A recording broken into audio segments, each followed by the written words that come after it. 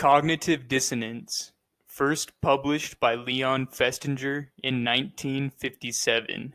Dissonance occurs when there is an inconsistency between a person's beliefs and new information, or a person's beliefs and their actions. Festinger used smoking cigarettes as the example in his theory. This is Bob. Bob smokes cigarettes. Bob learns smoking cigarettes is detrimental to his health. Bob is conflicted. He is in cognitive dissonance. The more important the issue and the greater the discrepancy between our behavior and our belief, the higher the magnitude of dissonance we will feel. Festinger hypothesized three mental mechanisms to ensure that our actions and attitudes are in harmony. Selective exposure. People tend to select information that agrees with what they already believe and ignore facts or ideas that counter those beliefs. Post-decision dissonance reassurance, the phenomenon that customers check consumer reports after purchasing a vehicle. People seek information that affirms an important decision. Minimal justification for action induces attitude change.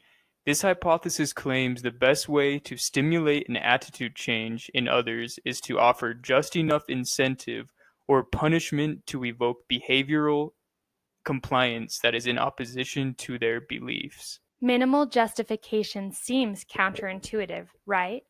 The hypothesis is based off of Festinger's 1 verse $20 experiment. A group of Stanford men were assigned to a task that was designed to be repetitive and boring for an hour. After 1 hour, they were asked to do the task for another hour, or the men were given the option to ask female participants in the next room if they'd complete the task. The men were asked to persuade the female participants that the task was exciting, not boring.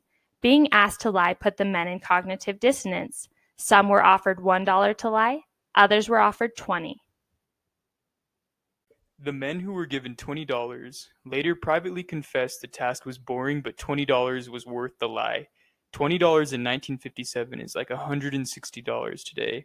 The men given $1 maintained that the task was enjoyable. $1 was just barely enough to induce compliance. Festinger hypothesized those who lied for $1 had to make another justification to avoid dissonance. What is cognitive dissonance? It is the discomfort one experiences when their two beliefs are in disharmony or their actions contradict their beliefs. How to avoid dissonance? Selective exposure, the tendency to avoid incompatible information with our current beliefs. Post-decision dissonance reassurance, searching for reassurance to quell doubts after making an important decision.